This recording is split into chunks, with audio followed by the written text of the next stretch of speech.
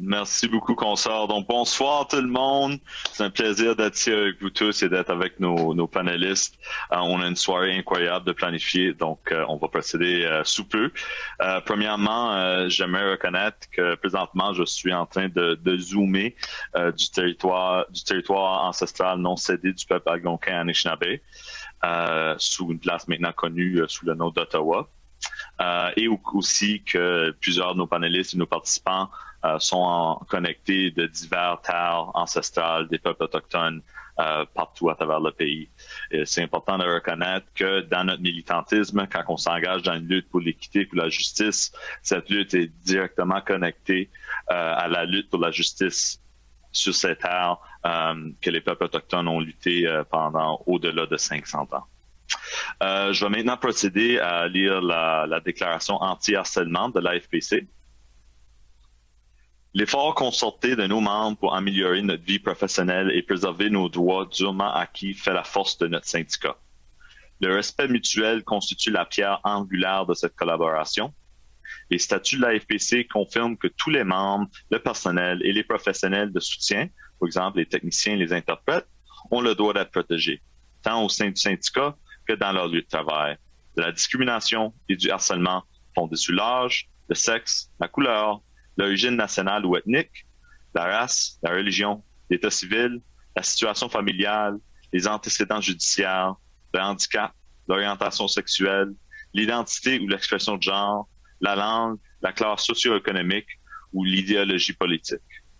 Les membres, le personnel et les professionnels de soutien ont également le droit d'être protégés de tout harcèlement psychologique. Les publications et les discussions sur la plateforme de l'événement doivent être respectueuses. En soi, un conflit n'est pas du harcèlement. Par harcèlement, s'entendent plutôt la cyber-intimidation et les publications ou propos menaçants, abusifs, diffamatoires, obscènes, indécents ou répréhensibles sur la plateforme de l'événement ou sur tout autre réseau numérique. Soyons clairs, tout propos ou publication racistes, sexistes, capacitistes, homophobes, transphobes ou autrement discriminatoires ne seraient ni tolérés ni acceptés. Le ton et les images ne doivent pas être offensantes. Si vous faites l'objet de harcèlement au cours du présent événement, contactez la personne ressource en matière de harcèlement afin d'en discuter. Nous encourageons fortement une résolution rapide et informelle de ce genre de situation. Dans la mesure du possible, les membres sont tenus d'engager un dialogue respectueux pour résoudre les conflits. Une personne ressource en matière de harcèlement est à la disposition des membres pour aider la discussion. S'il n'est pas possible d'engager cette conversation ou si elle échoue, on a recours à la démarche appropriée prévue dans les politiques anti-harcèlement, les lignes directrices, les conventions collectives, les statuts et ou les règlements. Le harcèlement sous toutes ses formes nous éloigne de notre but commun et affaiblit notre syndicat. Traitons-nous mutuellement avec gentillesse, compassion, dignité et respect. Merci beaucoup tout le monde. Donc, avant de commencer, j'ai le grand plaisir d'accueillir pour quelques mots d'ouverture notre président national, confrère Chris Aylward. Chris, Mike is yours. Merci, confrère Silas. Bonjour tout le monde. Je suis content d'être avec vous. Je veux d'abord souligner que je suis à Ottawa, sur le terre traditionnel non cédé de peuple Anishinaabe Algonquin. I want to thank everyone for joining us tonight.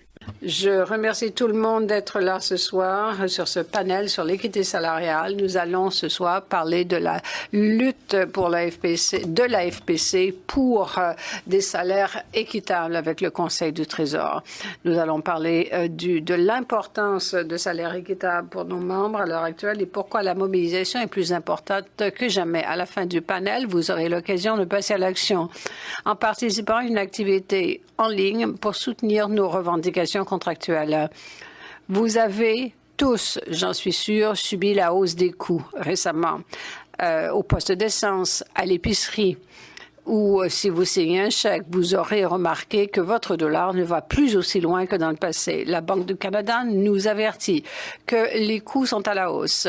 Le taux d'inflation de l'an dernier a atteint 3,4 % et cette année, ce taux dépassera largement les 4 %. Ce sont les niveaux les plus élevés que nous avons vus depuis plus de 18 18 ans. Les frais d'épicerie augmenteront de 1 000 $ pour une famille de 4 cette année, la plus forte augmentation depuis 12 ans. Le prix de l'essence, de l'hydro, du gaz naturel, du pétrole augmente partout. Les budgets des travailleurs explosent. Ce vendredi, la FPC a publié l'histoire d'un membre sur notre site web national expliquant comment nos travailleurs font face à cette augmentation. Annie Lopez, qui travaille au Bureau des libérations conditionnelles, a parlé des répercussions de la hausse des coûts sur sa famille de 5.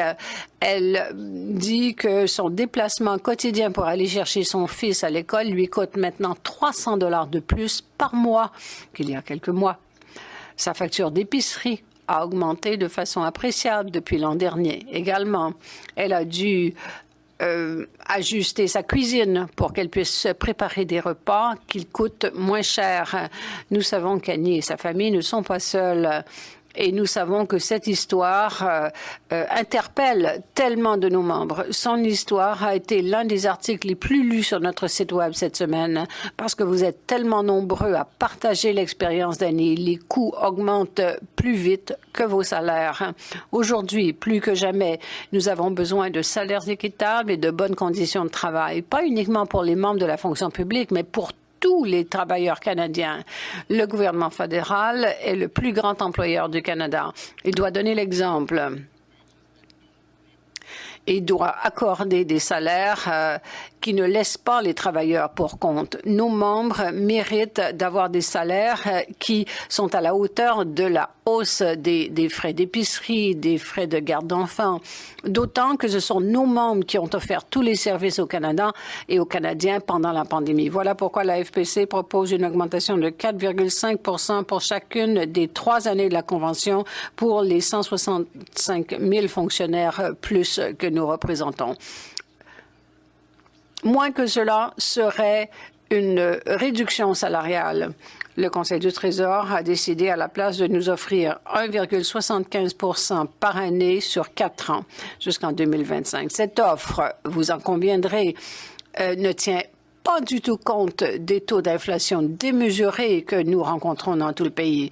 Cette insulte est une gifle pour nos membres qui offrent les services aux premières lignes et qui les ont offerts pendant toute la période de la COVID. Il est inadmissible que le gouvernement demande à nos membres de gagner moins alors qu'ils ont besoin d'une hausse salariale plus que jamais. Nous avons rencontré nos équipes de négociation au sujet des prochaines étapes et toutes les options restent ouvertes alors que nous planifions d'accroître nos moyens de pression dans tout le pays. Nous exerçons des pressions sur le Conseil du Trésor et sur les agences et nous avons besoin de votre aide pour le faire. Nous devons agir pour que nos membres et leurs familles ne soient pas laissés pour compte alors que le coût de la vie continue d'augmenter. Encore une fois, je vous remercie tous d'être là pour participer à cette importante discussion. Je suis impatient d'entendre les commentaires de ce panel et je rends maintenant la parole au VPER de la région de la Capitale-Nationale qui sera notre animateur ce soir. Confrères, camarades, sisters, brothers, siblings. As Chris mentioned, my name is... Comme Chris l'a mentionné, je m'appelle Alex Saleh, je suis le vice-président exécutif régional pour la RC. Ici avec vous ce soir. Merci de vous avoir branché et merci pour votre engagement syndical, votre intérêt dans ce sujet très important que nous allons discuter ce soir, les salaires équitables.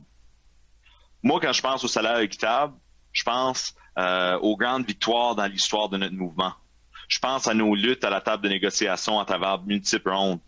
Je pense à nos campagnes et nos actions politiques et entre autres, côté un peu personnel, je pense à mon propre engagement dans la campagne Fight for 15 and Fairness qui a maintenant évolué à la campagne Justice pour les travailleuses et travailleurs, Justice for Workers. Et un petit à côté, si vous n'êtes pas déjà impliqué avec les campagnes pour des salaires équitables dans vos environs, dans vos communautés, s'il vous plaît, impliquez-vous. Faites des recherches de quel groupe est en train de faire ce travail dans vos collectivités et impliquez-vous. Ici en Ontario, c'est Justice for Workers. Chez dans l'Atlantique, c'est Workers Action Network. Au Québec, c'est la FTQ. Haute-Province, c'est toujours sous la bannière de Fight for 15. Mais trouvez ces organismes-là. Impliquez-vous avec vos fédérations de travail, avec les organisations grassroots qui sont en train de faire ce travail-là dans vos collectivités. Friends, fighting for fair wages is at the very core of our movement. Se battre pour les salaires équitables est au cœur de notre action, est au cœur du pouvoir que nous pouvons nous donner pour ensuite nous battre pour une justice plus grande. En obtenant des salaires équitables, nous augmentons notre pouvoir politique, notre capacité à nous organiser, notre force de mobilisation comme classe ouvrière, comme travailleurs, qui nous permet d'augmenter les normes et les conditions de tous les travailleurs, qui nous permet de créer des milieux de travail plus équitable et un monde plus équitable. La lutte pour les salaires équitables est liée à toutes nos luttes pour la justice. Voilà pourquoi on ne se bat pas uniquement pour 15 ou pour 20, on se bat pour des congés de maladie payés, pour le droit d'être syndiqué, pour les migrants, pour les gays, pour l'élimination de la discrimination systémique, pour abroger la loi 24 ou 124 en Ontario. C'est une lutte pour la transition équitable par suite de la pandémie. La lutte pour l'équité salariale est une lutte de fondation, de base, pour nous permettre de nous battre sur tous les autres fronts. Et à ce moment-là, nous renforçons tout notre mouvement. Là où cela devient particulièrement excitant pour nous dans le contexte de cette négociation, c'est que les membres de la FPC ont une occasion unique de fixer une norme de travail et de salaire pour tous les travailleurs canadiens. Parlons de notre demande de 4,5 %. Quelques 165 000 membres de la FPC qui travaillent au Conseil du Trésor, dans les agences, fixent une norme qui se répercute dans tout le pays. Nous sommes non seulement l'un des effectifs les plus grands, mais le gouvernement du Canada, qui est notre employeur, et le gouvernement du Canada, c'est le gouvernement fédéral. Donc, c'est une norme importante pour laquelle se battre. À la table TPA, nous avons 94 000 membres. C'est une énorme unité de négociation, pas uniquement au Canada, mais dans toute l'Amérique du Nord. Donc, les normes que nous établissons servent de normes aux autres tables du Conseil du Trésor, aux tables des agences. Cela sert de norme pour tous les membres de la FPC. Les membres de la FPC fixent une norme pour tous les travailleurs d'un bout à l'autre du pays. Les FPC font l'histoire. La grève Wildcat des CR en 1980, la grève générale de la FPC en 91, qui est la plus grande grève d'un seul syndicat dans l'histoire du Canada. La grève du zèle d'un jour des FB récemment en 2021, qui se démarque comme l'une des premières grandes victoires pour les travailleurs sortant de la pandémie. Et bien sûr, la grève au BVG, qui s'est récemment terminée après 4 mois et qui est non seulement la première grève de l'histoire du Bureau du vérificateur général du Canada, c'était aussi la première grève générale de l'AFPC pendant la pandémie dans un contexte majoritairement virtuel. Plus tard dans le panel, nous entendons la consoeur Marie-Ève Tremblay qui nous racontait cette histoire. Et je vous encourage vraiment à songer sur la façon dont un groupe de 165 travailleuses et travailleurs peuvent confronter leur employeur et le Conseil du Trésor et réaliser des gains significatifs dans leur lutte pour l'équité. Imaginez, ça c'est 165 travailleurs. Imaginez ce que 165 000 travailleurs peuvent accomplir. Parce que bien que nous ne sommes pas encore à la question de grève, c'est exactement le genre de capacité que nous sommes en train de bâtir, que nous devons développer. Et je sais qu'après de nombreuses conversations avec des membres de l'AFPC à travers notre syndicat, à travers le pays, à travers nos éléments, nous sommes en train de nous préparer, de nous organiser, de brasser et on se prépare pour une lutte. L'enjeu principal dans cette ronde, c'est les salaires. Les membres de l'AFPC n'ont pas reçu d'augmentation économique en ligne avec l'inflation depuis trop longtemps. Et avec la montée du coût de la vie, le marché de logement inaccessible, l'épicerie et les factures qui augmentent et l'inflation projetée au-dessus de 5 %, nos équipes de négociation proposent une augmentation moyenne juste et raisonnable de 4,5 %. L'employeur a fait l'offre insultante de 1,75 %. Et il doit vraiment se moquer de nous autres, là. Mais on l'a vu venir. On savait qu'il fallait se battre dans cette ronde pour une augmentation équitable. Puis on va se battre, les amis. Ce 4,5 % fournira une augmentation de salaire substantielle et nécessaire depuis longtemps pour les travailleuses et travailleurs de la fonction publique fédérale qui suivaient le coût de la vie. Et aussi, Ça contribuerait à bâtir une fonction publique fédérale forte et résiliente sur laquelle la population canadienne compte. Les membres de la FPC ont soutenu les Canadiens et Canadiennes tout au long de cette pandémie, en première ligne et en fournissant des soutiens essentiels. Donc, renforcer les services publics et garantir des salaires équitables, c'est des éléments clés de comment nous assurons une transition juste pour les travailleuses et travailleurs après la pandémie. Cette ronde de négociation est pour nous l'occasion d'entreprendre cette lutte pour l'équité, d'élever le standard pour les membres de la FPC et d'élever le standard pour tous les travailleuses et travailleurs. Alors, lançons-nous dans cette lutte et lançons-nous dans cette discussion avec notre panel incroyable et plus tard, nous aurons l'occasion à prendre action. But first, it's my pleasure to introduce. Tout d'abord, j'ai le grand plaisir de vous présenter Marcelo Lazaro, qui travaille à la base d'Esquimalt à Victoria. Il est membre de l'équipe SV depuis 3 rondes. Pendant sa première ronde, il a aussi fait partie du sous-comité des congés de maladie et depuis 2 rondes, il fait partie de l'équipe des enjeux communs. C'est un militant de notre syndicat depuis 16 ans et plus. Et récemment, il est devenu le nouveau vice-président régional de la région de Colombie-Britannique du syndicat de l'Union des employés de la Défense nationale. Confrère Lazaro, à vous la parole. Merci, Alex. Vous avez tout couvert. Alors, je fais partie de l'équipe SV. J'ai été élu à la conférence de négociation. Je suis membre du comité des enjeux communs depuis les 2 dernières rondes. On se bat pour des salaires équitables depuis longtemps. Il y a 2 rondes pour l'équipe SV. On a fait faire une étude salariale. Et on s'est intéressé à la classification. Cette fois-ci, on se bat encore pour des salaires équitables pour l'équipe SV. 12,7 jusqu'à 27 %. C'est ce que nous demandons selon la classification à laquelle on appartient. Nous étions à la table des enjeux communs il y a 2 semaines quand on a reçu une proposition du Conseil du Trésor qui est, tout le monde a failli tomber sa chaise. C'était une insulte, littéralement. On ne croyait pas nos yeux. La somme qui nous a été proposée était complètement ridicule, qui ne couvre même pas l'inflation, le coût de la vie. C'était complètement absurde. Le confrère Elwood et Alex ont déjà parlé des taux d'inflation. Je n'ai pas besoin de les répéter. Il y a aussi la question de la sous-traitance qui est une passion pour moi. En fait, depuis que je suis à la fonction publique, c'est une des choses les plus importantes. Parce que sans travail, on ne peut pas se battre pour quoi que ce soit, ni pour un salaire plus élevé. Donc, il faut lutter contre la sous-traitance. Je viens de la côte ouest. Les salaires équitables sont importants.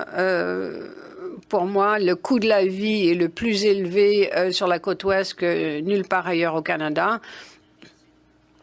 Donc, un autre enjeu important, c'est l'équilibre travail-famille.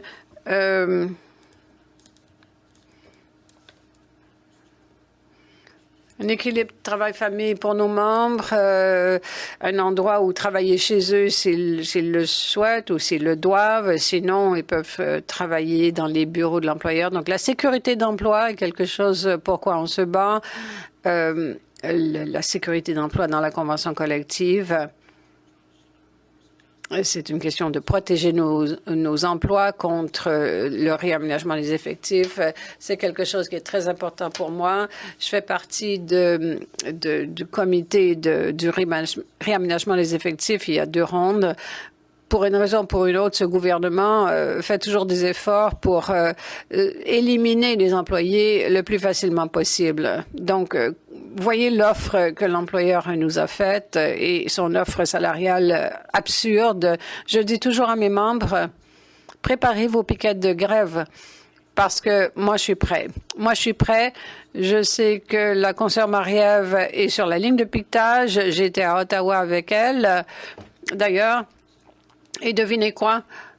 Je pense que c'est le moment. C'est le moment pour nous de remettre ce gouvernement à sa place et de lui montrer qu'on ne se laissera pas faire, que nous sommes là pour nous battre pour nos membres, pour nos droits, pour tout le monde dans tout le pays.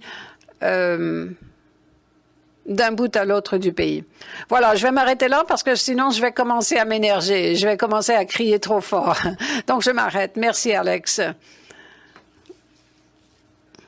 Bravo, merci, confrère. Oui, autant s'énerver un peu, il va falloir le faire et crier dans la rue bientôt, confrère. Merci, Marcelo, merci pour votre travail auprès de l'équipe et à l'UEDN en Colombie-Britannique.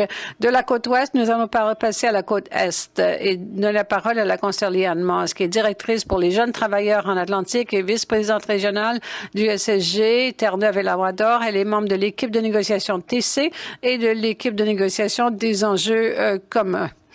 Elle est militante, elle se bat pour les travailleurs et pour la justice sociale. Liane, à vous. Merci, Alex. Mon micro est ouvert. Hein? Tout le monde m'entend?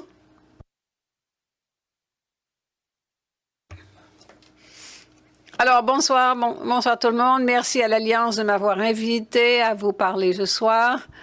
Comme Alex l'a mentionné, je suis membre de l'équipe TC et de la table des enjeux communs et je suis ici ce soir pour vous parler de salaire équitable.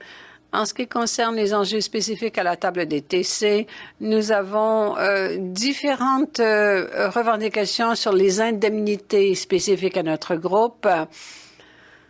Et nous avons aussi plusieurs autres revendications. Le Conseil du Trésor, essentiellement, n'a pas vraiment répondu à nos revendications. Donc, je suppose que cela constitue une réponse en elle-même. Lorsque nous nous battons pour des salaires équitables en tant que fonctionnaires, nous ne sommes pas égoïstes. Le mythe voulant que les fonctionnaires sont trop payés est justement cela, un mythe. Les fonctionnaires sont la pierre angulaire des économies locales. Lorsque vous donnez beaucoup d'argent à une grande société, une grande corporation sous forme de réduction fiscale, l'argent va à l'extérieur du pays.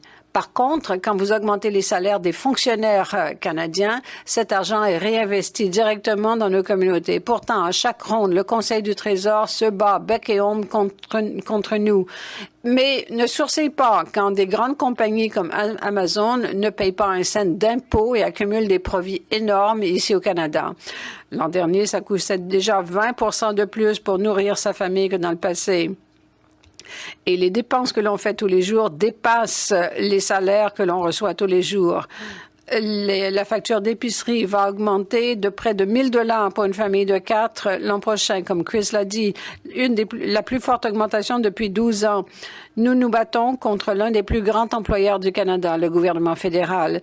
Mais nous avons aussi le pouvoir d'être la plus grande unité de négociation de travailleurs. Et en fait, nous sommes la plus grande unité de travailleurs d'Amérique du Nord. Nous avons le pouvoir de veiller à ce que, quand on parle d'équité salariale ou de salaire équitable à nos amis, nos familles, de faire comprendre qu'on parle aussi d'accès au logement, d'accès à la nourriture, d'accès au coût de la vie toujours croissant pour qu'on puisse continuer de soutenir les communautés dont on fait partie. Ça veut dire monter la barre pour tous les travailleurs. Il faut monter la barre le plus haut possible afin que d'autres travailleurs au Canada puissent s'inspirer de cette norme et s'en servir aussi. Lorsque nous négocions, nous amenons d'autres travailleurs avec nous. Mais la seule façon pour nous d'accéder à ce pouvoir et de gagner cette bataille, c'est si tout le monde s'implique. Nous avons besoin de vous. Nous avons besoin de votre implication. Donc, merci de votre écoute. Ce soir, je suis brève, mais j'apprécie beaucoup que vous m'ayez écouté. Merci, consoeur. Et c'est parfaitement vrai. Nous avons besoin de l'implication des membres. C'est là d'où nous tirons notre force, notre puissance. Et merci d'avoir dénoncé Amazon et les grandes corporations, les grandes sociétés. Tout à fait vrai. Consoeur, merci pour votre travail aussi dans l'équipe des TC et pour tout ce que vous faites pour les jeunes travailleurs en Atlantique. Quelqu'un qu'on se connaît très bien, rendu ici. J'ai le plaisir d'introduire consoeur Marie-Ève Tremblay, qui est la vice-présidente de la section locale 70153 du Syndicat des employés nationaux au Bureau du vérificateur général du Canada. Comme j'ai mentionné pendant mon intro, les membres au BVG viennent juste de conclure leur grève, la première grève de l'histoire du BVG, un accomplissement, un fait tout à fait historique. Et pour en discuter, on a le plaisir d'inviter consoeur Tremblay, qui est une leader dans la section locale et qui était aussi sur l'équipe de négociation. Consoeur Tremblay, à vous la parole.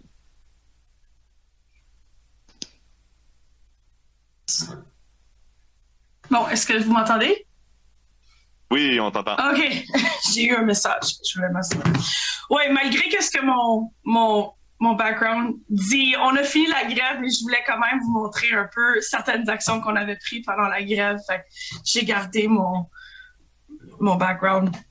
Donc, bonjour, je suis très contente d'être ici pour partager mon expérience des prochains mois. Okay. Désolée, j'avais quelqu'un qui est rentré. Donc, merci encore de m'avoir accueilli ici. Donc, je voulais aussi vous donner un peu un contexte de notre grève. On a commencé le 22 novembre 2021 et ça s'est terminé le 1er avril 2022, donc ça a duré un 4 mois. C'était non seulement ma première grève, mais c'était aussi la première grève au bureau du vérificateur général du Canada. Donc, en tant que membre personnel, j'étais un peu perdue dans qu'est-ce qui était pour se passer dans les prochains mois, les prochaines semaines.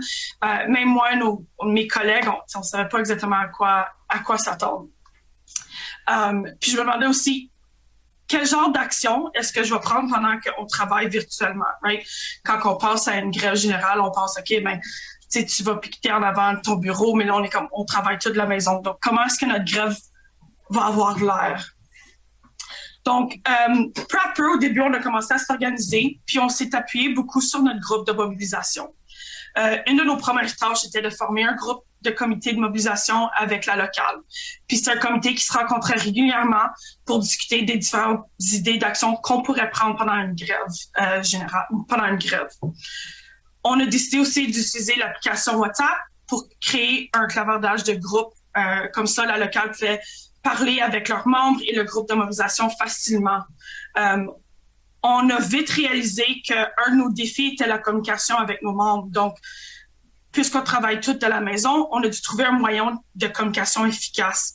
Les messages les plus importants étaient détaillés, étaient envoyés par courriel, mais il y avait aussi des petits rappels, des petites communications qu'on devait envoyer à nos groupes. Puis c'était très facile de faire par un clavardage de groupe. On a aussi demandé à nos membres de se former ensemble dans leurs équipes, puis de former, on leur a encouragé de créer leur propre groupe en petits groupes pour s'appuyer pendant la grève et partager les messages. Donc, ces moyens de communication-là n'étaient pas seulement importants pour juste partager avec nos membres, mais c'est aussi qu'est-ce qui a contribué vraiment à l'unité puis la solidarité du groupe. C'est à travers ces group chats qu'on a pu échanger différents jours, différentes idées, qu'on pouvait s'appuyer. Puis c'est vraiment à travers ces groupes-là qu'on a vraiment qu'on a pu se stabiliser puis vraiment créer cette solidarité-là qu'on avait besoin quand la grève générale a commencé. Avec les représentants de la FPC, on a organisé des rencontres Zoom régulièrement afin de garder la communication verte. C'était vraiment une action clé aussi pendant notre grève. On a commencé avec une grève du zèle, donc c'est-à-dire qu'on a gardé notre horaire à 7,5 heures par jour, aucune heure supplémentaire, respectant nos pauses café, nos dîners. La grève était aussi importante pour compléter seulement les tâches telles que décrites dans ta description. On sait que, tu sais, quand on travaille, des fois, c'est facile que « je vais aider telle personne ». Donc, pendant notre grève du zèle, c'était très important aussi de garder, de se garder à notre description de tâches. Puis, afin d'aider nos membres, on a partagé des documents et des exemples de courriels qu'ils pourraient partager avec leur gestionnaire.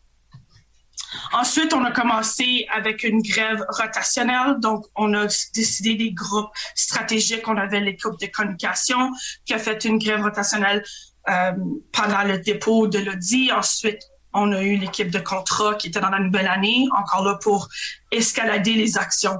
Puis qu'est-ce qui nous a amené aussi à ce moment-là à une grève générale. Donc, toutes ces actions-là, la grève de zèle, la grève de rotation,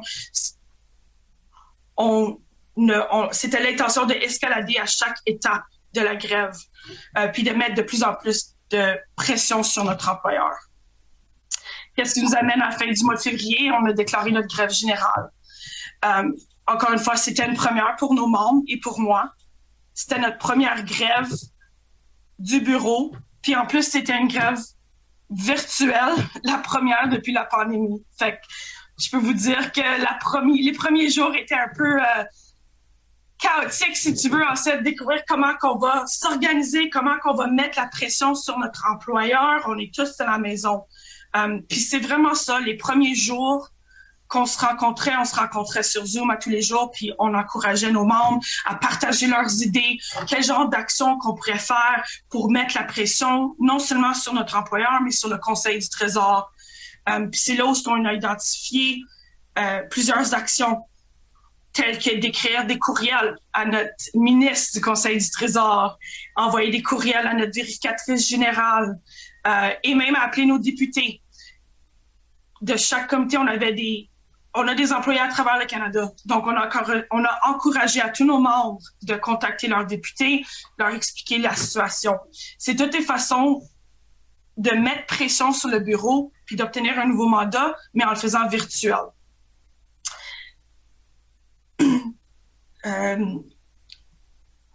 Je voulais aussi mentionner qu'on s'est appuyé beaucoup sur les différents talents de nos membres. On est un plus petit groupe de 165 membres, mais on est un groupe varié. Puis on s'est vraiment appuyé sur leurs talents. On avait des membres de l'équipe de communication qui nous ont aidés avec ces communications-là d'appeler les députés, de préparer un courriel.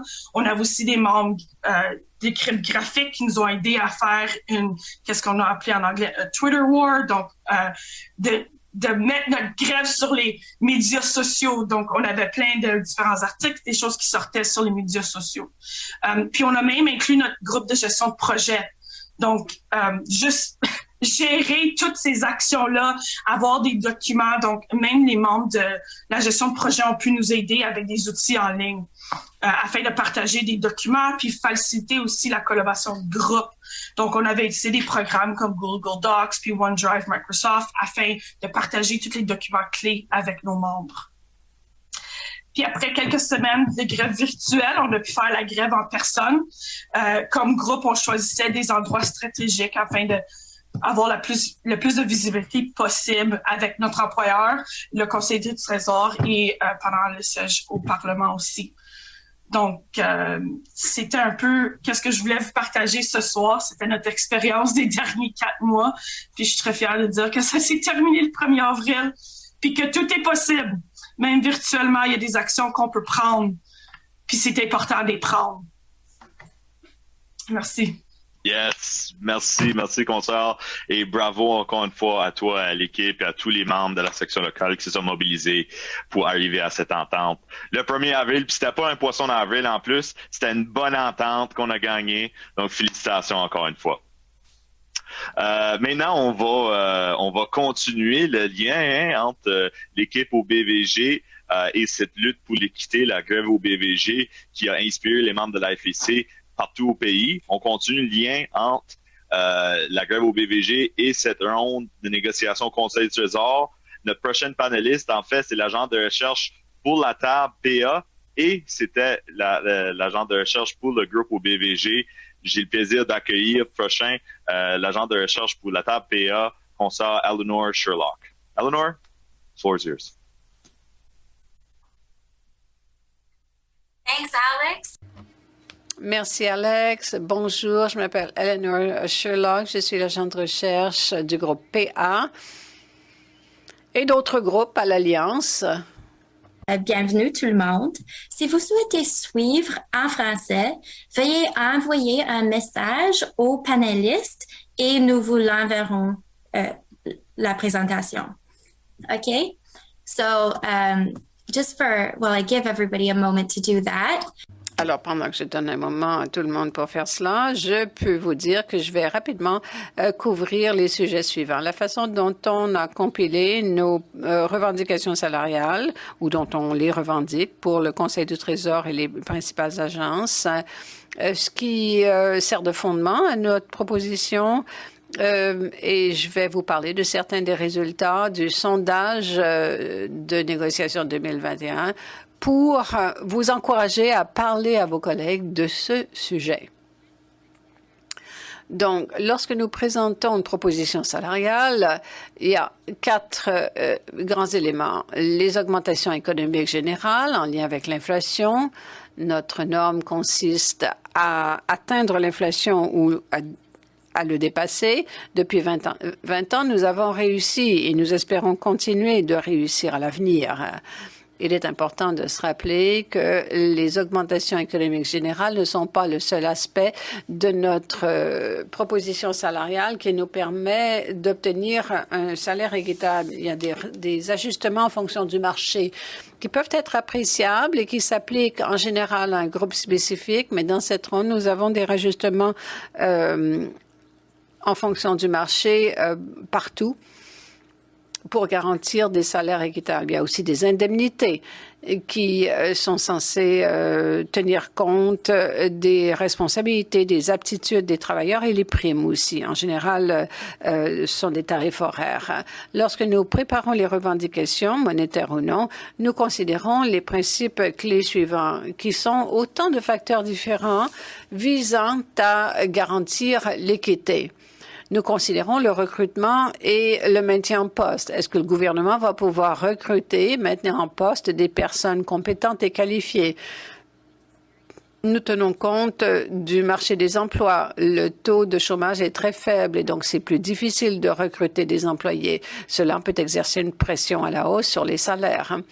Nous comparons nos salaires à des salaires comparables dans le secteur privé. Nous tenons compte de la relativité interne d'une classification à l'autre ou d'une agence à l'autre. Nous tenons compte de la nature du travail effectué.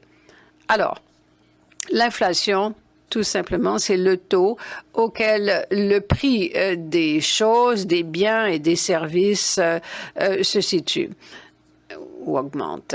Donc, je ne vais pas entrer dans les détails de l'indice des prix à la consommation, mais lorsque nous considérons l'inflation, nous considérons surtout cet indice, l'IPC, l'indice des prix à la consommation, qui est directement relié à l'inflation des salaires. L'indice des prix à la consommation est une des mesures de l'inflation. Il tient compte des dépenses des foyers moyens canadiens et de l'évolution au fil du temps. Pour que l'IPC s'applique parfaitement à vous, il faudrait que vous soyez une personne moyenne qui dépense comme une personne moyenne au pays. Et ce n'est pas le cas, en fait. Il y a différents modes de vie, différentes choses. Et parfois, comme cela évolue, il faut changer l'IPC pour tenir compte de cette évolution. Il y a plusieurs principaux éléments à l'IPC, le prix de la nourriture, du logement, du fonctionnement d'un foyer, de l'achat de mobilier, d'équipements, de vêtements, de chaussures, les frais de transport, les frais de santé et de soins personnels et les frais pour les activités récréatives. Alors, vous vous dites certainement, oui, certaines personnes dépensent plus dans certains domaines que dans d'autres. C'est une affaire de choix personnel. Mais en général, il y a des tendances générales qui se dégagent et que l'on peut consigner dans l'IPC. Et les chiffres que nous voyons depuis quelques années, attribuables à la pandémie, dépassent la moyenne, le niveau moyen, et doivent se refléter dans les augmentations économiques générales que nous obtenons.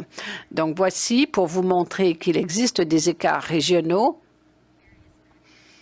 attribuables à différents facteurs selon le moment, mais en général, la moyenne pour 2021 était de 3,4 % et c'est assez cohérent au taux que l'on voit dans la plupart des provinces et territoires. Pour ce qui est de la négociation avec le Conseil du Trésor, pour savoir ce que pensent nos membres des différentes priorités à la table de négociation, nous avons effectué un sondage à l'hiver 2021. Plus de 8000 personnes ont répondu au sondage. Et les résultats étaient très intéressants. Certaines personnes nous ont donné de l'information sur la façon dont ils perçoivent les différentes réalisations du passé à la FPC et les secteurs d'amélioration potentiels. Et ces données étaient les suivantes.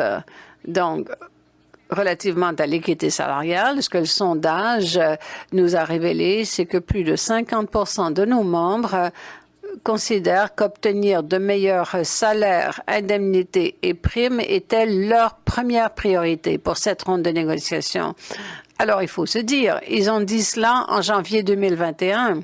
Pensez-y, le taux d'inflation, essentiellement, a fait les manchettes parce que c'est la flambée de l'inflation depuis, même si elle était élevée déjà en 2021. Alors, pensez à cela. Lorsque vous pensez aux discussions que vous pourriez vouloir avoir à vos collègues, plus de 50% des gens considèrent que cet enjeu est leur principale priorité.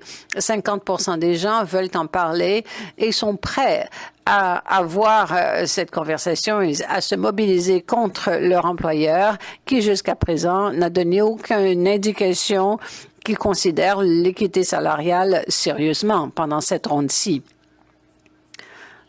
Alors, je partage avec vous d'autres réponses intéressantes par rapport au salaire.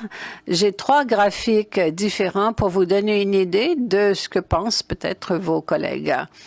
Nous leur avons demandé Nous vous avons demandé si vous pensez que votre salaire actuel est équitable compte tenu de vos responsabilités, de votre expérience. Et nous avons constaté que la perception des plus de 8000 membres qui ont rempli le sondage était négative. Non, ils ne considèrent pas leur salaire comme étant équitable. C'est important de se rappeler que c'est une question de perception. Évidemment, il y a peut-être des arguments pour ou contre, enfin, à savoir si le salaire est véritablement équitable ou non. Mais vous voyez qu'il y a beaucoup de gens qui ont le sentiment de devoir être mieux payés. Et donc, ça veut dire que pendant cette ronde de négociations, plusieurs personnes sont peut-être prêtes à se battre pour cela. Et puis, nous leur avons demandé s'ils croient que leur salaire est équitable comparativement à celui d'autres travailleurs dans d'autres secteurs de l'économie. Donc, ça, c'est en lien avec le maintien en poste à la fonction publique. Et 60% ont dit non. Enfin, cette question-ci est vraiment étonnante. Plus de 78% des répondants ont dit qu'ils n'estimaient pas que leur salaire avait emboîté le pas au coût de la vie au cours des dernières années. Encore une fois, c'est une affaire de perception. Nous avons de l'information qui reflète que on n'a pas été en décalage par rapport à l'inflation. Mais vous voyez que beaucoup de gens estiment que la rémunération est un enjeu très, très important. Lorsque l'on considère l'indice des prix à la consommation depuis 20 ans, comparé à ce que l'augmentation économique des PA a été, nous voyons que les augmentations économiques annuelles ont dépassé légèrement l'indice des prix à la consommation depuis 2007, ce qui veut dire que nous avons atteint notre cible d'emboîter le pas à l'inflation et nous l'avons même dépassé. Et en plus, nous avons obtenu des ajustements pendant cette période. Et nous avons obtenu de nouvelles indemnités et des primes aussi accrues pendant cette période. Mais tout cela pour dire que l'impression des membres est qu'ils doivent être mieux payés. Alors, il faut leur en parler. Et il faut vraiment les mobiliser là-dessus parce que l'offre de l'employeur de 1,52, 1,75 et 1,5 est risible. Elle ne permet pas d'être à la hauteur de l'inflation. Les propositions que nous avons faites de 4,5 à la table PA chaque année pendant 3 ans nous permettra de maintenir cette norme qui consiste à être à la hauteur de l'inflation, on l'a dépassé. C'est vrai que le taux d'inflation est volatile en ce moment. Beaucoup de banques ne les diffusent pas aussi fréquemment parce qu'elles changent trop. Mais malgré tout, l'offre de l'emploi et de l'employeur est risible. Il faut vraiment mobiliser les gens pour les encourager à se battre pour obtenir une augmentation de 4,5 %. Voilà. Je redonne la parole à Alex. Je pense qu'il faut continuer de parler de tous ces enjeux. Merci tout le monde. Merci beaucoup, Eleanor. Merci de nous avoir expliqué tout cela et pourquoi il faut se battre et pourquoi il faut se mobiliser. Et nous allons faire cela après une courte période de questions et réponses. Nous allons agir pour parler à nos députés et parler à notre employeur et lui montrer à quel point on est mobilisé. Mais tout d'abord, quelques questions soumises à l'avance. La première s'adresse à Marcelo. Marcelo, dans votre biographie, vous dites que vous avez 16 ans de militantisme, vous êtes membre de l'équipe SV depuis 3 rondes. Donc, on peut dire, confrère, que vous avez mené quelques luttes avec l'employeur, vous avez de l'expérience de mobilisation. Et donc, comment est-ce qu'on arrive à mobiliser les 165 000 membres de l'Alliance pour les amener à soutenir leur équipe de négociation dans leur lutte pour les salaires équitables? Ça, c'est une excellente question, Alex. Ce n'est pas une question simple. Une chose qu'on a faite pendant les années Harper, alors qu'on a mené un effort de mobilisation à Esquimalt et ailleurs dans le pays, on a travaillé très fort. Et je peux dire qu'on a réussi. Je n'ai pas fait ça tout seul, mais je suis fière de dire que j'ai fait partie de ce mouvement à l'époque. Un mouvement qui a travaillé pour défaire ce gouvernement.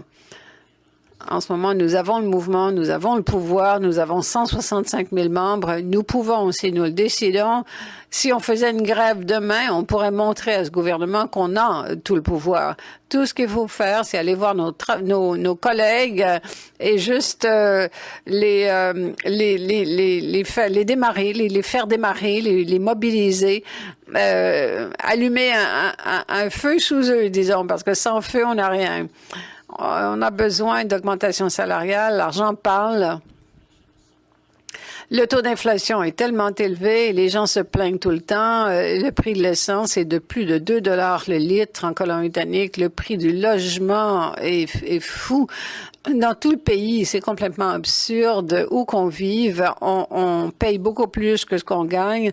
Et donc, aujourd'hui, on parlait de statistiques et apparemment, les gens ne veulent plus vivre sur la côte ouest. C'est pour ça que l'employeur ne peut pas recruter d'employés. Pourquoi il y a tellement de postes vacants? Le Conseil du Trésor, notre employeur, c'est le gouvernement. Le gouvernement devrait nous payer pour vivre confortablement. Nous avons des maisons ici qui coûtent très cher. Le logement coûte très cher. Et si on a une augmentation de 5 % sur 3 ans, c'est une bonne augmentation. Il faut fixer la norme pour le reste du pays. Nous sommes à l'avant-plan de l'économie pour fixer ces prix. Il faut se battre pour nos membres, pour nos familles, pour nos enfants et pour leurs enfants. Je vieillis. Vous voyez les cheveux gris. Je ne suis plus un jeune chion.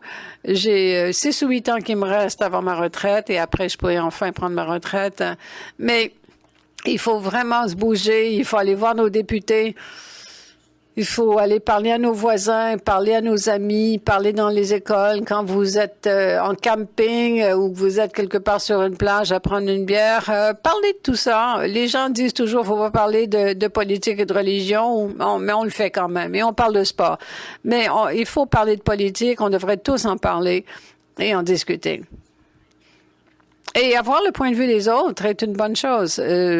Certains ont d'autres opinions. J'ai des amis et même des membres de la famille qui sont en affaires et ils sont très conservateurs.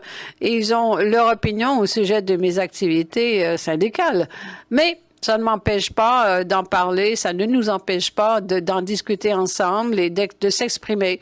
C'est permis et on devrait le faire. Les libéraux, le NPD, sont à la table ensemble.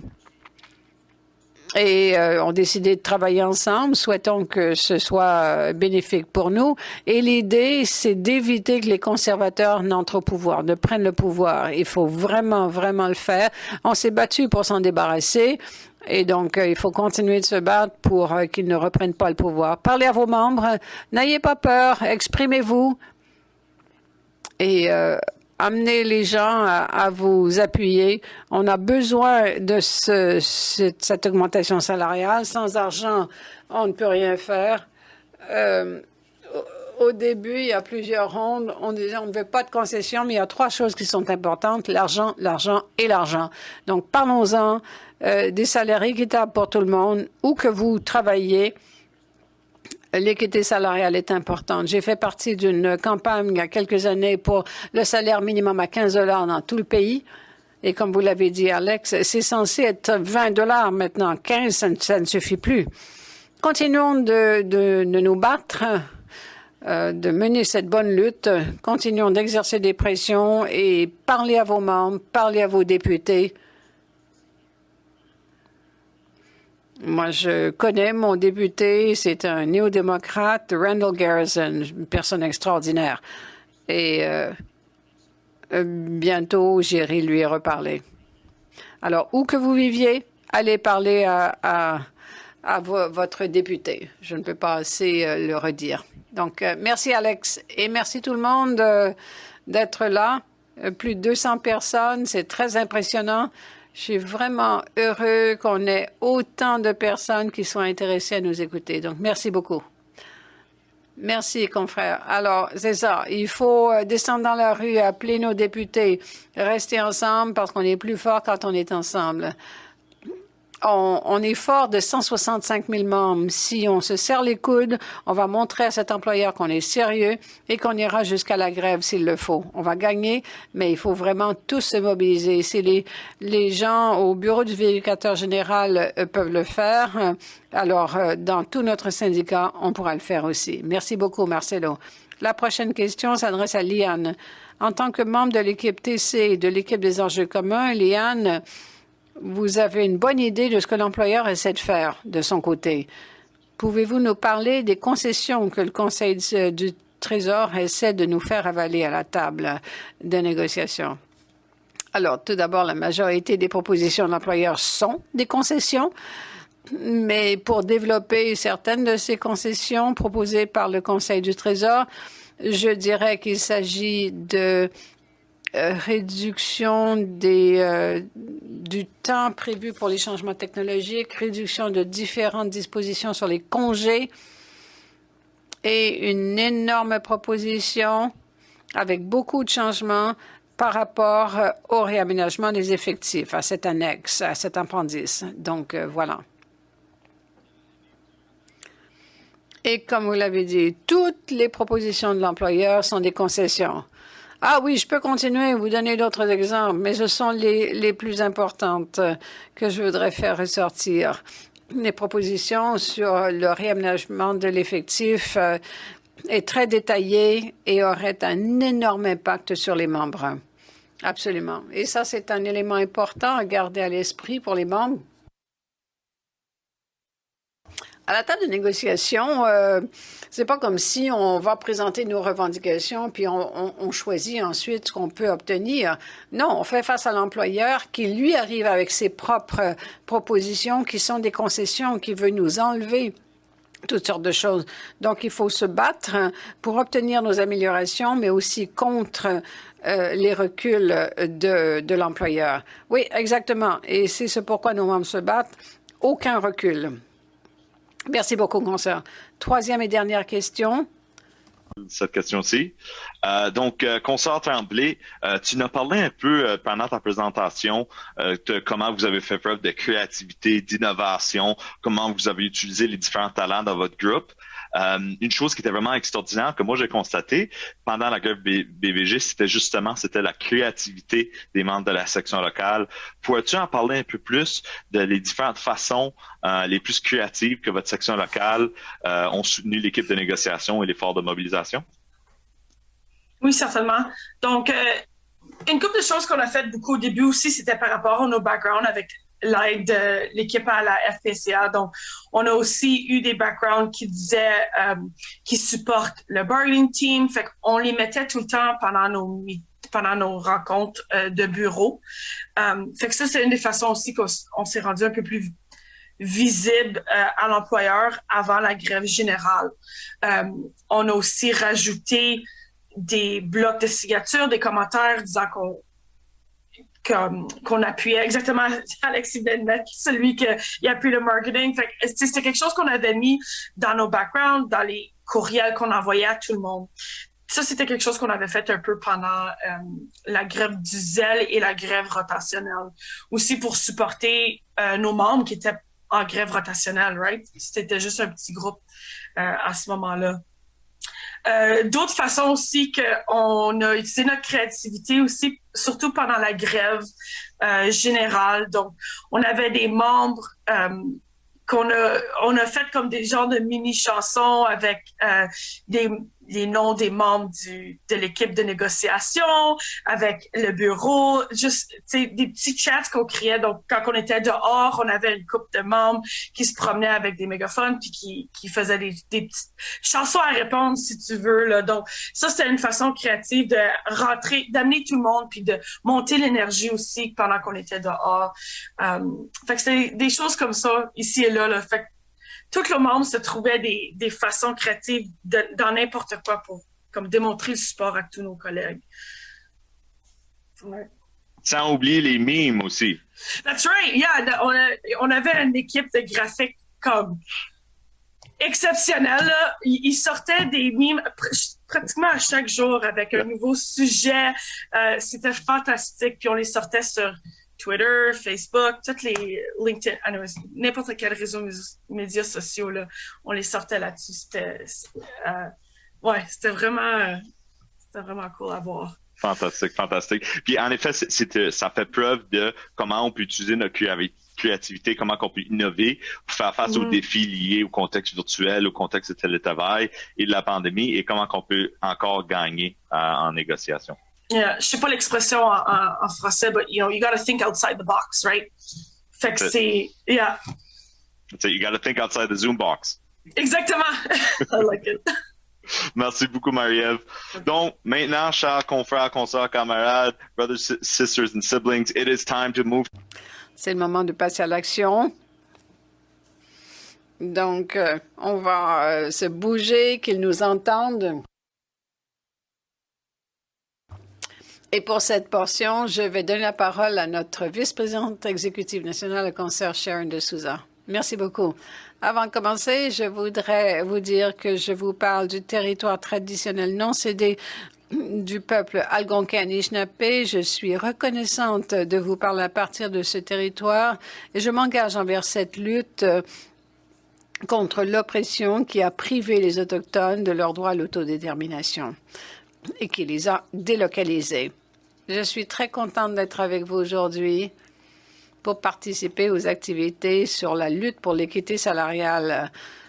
Nous avons créé un bel entrain et nous devons continuer d'exercer la pression. Nous allons maintenant faire une action de messages téléphoniques avec les membres dans tout le pays pour soutenir nos revendications d'équité salariale. Nous avons organisé une campagne téléphonique